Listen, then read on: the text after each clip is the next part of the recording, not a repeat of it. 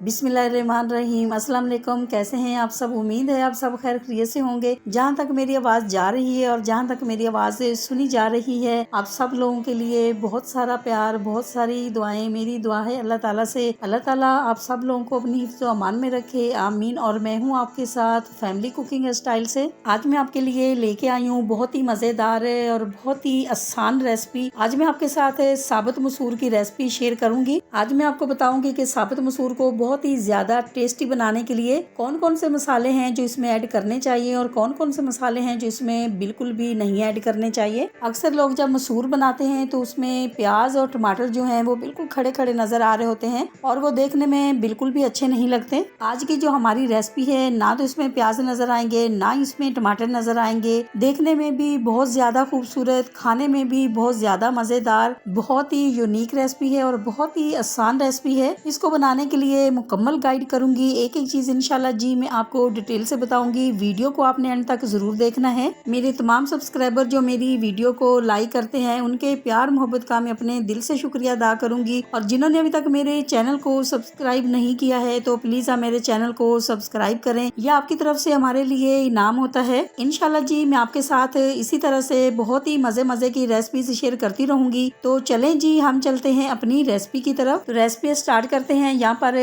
दाल जो है वो हमने ली है हाफ केजी। प्याज हमने 2 अदद लिए हैं बड़े साइज के। टमाटर जो हैं वो हमने 3 अदद लिए हैं। और यहाँ पर हमने ग्रीन मिर्ची ली है और लहसुन। बस यही हमने इसमें ऐड करना है। अब सबसे पहले हम क्या करेंगे, ब्लेंडर जग में टमाटर भी ऐड करेंगे और साथ ही हम इसमें प्याज भी ऐड करेंगे। अब हम इसमें आधा कप पानी ऐड करेंगे। प्याज और टमाटर को हम अच्छी तरह से ब्लेंड कर लेंगे।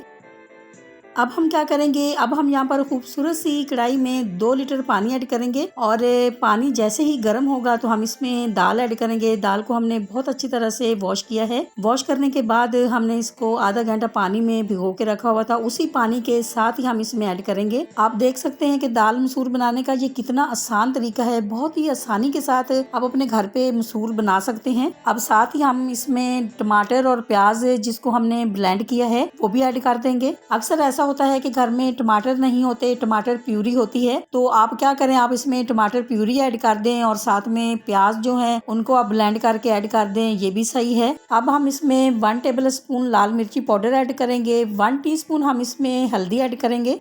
नमक हम इसमें हाफ टेबल स्पून ऐड करेंगे। जब भी आप अपने घर में दाल बनाते हैं तो नमक आपने जरूर चेक कर लेना है। अगर आपको लगे कम है तो आप थोड़ा सा और ऐड कर सकते हैं। अगर आपको लगे सही है तो फिर आप ऐड नहीं करें, क्योंकि कुछ लोग होते हैं वो नमक बहुत तेज खाते हैं, कुछ लोग होते हैं वो उनको आदत हुई होती है वो कम नमक ऐड करते हैं, कम नमक खाने की आदत हुई है। हमारे घर में भी कुछ ऐसा ही है, हम भी बहुत कम नमक ऐड करते हैं, बहुत कम नमक हम लोग खाते हैं। पानी ड्राई हो चुका है। दाल जो है, मसूर जो है हमारे वो बिल्कुल रेडी हो चुके हैं। तो अब हम इसके लिए तड़का तैयार करेंगे।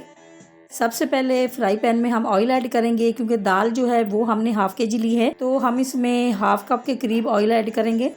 अब जैसे ही ऑयल गर्म होगा तो लहसुन की जो कलियां हमने ली, हमने 8 से 10 अदद ली है, तो इस तरह से काट के वो हम इसमें ऐड कर देंगे। अभी हम इसको बहुत ज्यादा गोल्डन नहीं करेंगे, लाइट गोल्डन करेंगे। अगर लहसुन जल जाता है तो इसका दाल के अंदर जो फ्लेवर है वो बिल्कुल फिर सही नहीं आता। अब हम इसमें ग्रीन मिर्ची ऐड करेंगे। ग्रीन मिर्ची जो है वो आप कम ज्यादा अपनी मर्जी से ऐड कर सकते हैं। और अगर आप दाल जो है बच्चों के लिए बना रहे हैं तो फिर आप क्या करें कि आप ग्रीन मिर्ची जो है काट के आप इसमें ऐड नहीं करें, आप इसमें साबुत ऐड कर दें। बघार हमारा यहाँ पर रेडी हो चुका है, तो आप देख सकते हैं कि दाल भी हमारी बिल्कुल रेडी हो चुकी है। तो पहले हम इसमें कटा हुआ धनिया ऐड करेंगे। इसी दौरान आपसे छोटी सी रिक्वेस्ट है, अगर आप चैनल पे नए हैं तो वीडियो देखने के साथ साथ प्लीज़ आप मेरे चैनल को भी सब्सक्राइब कर दें।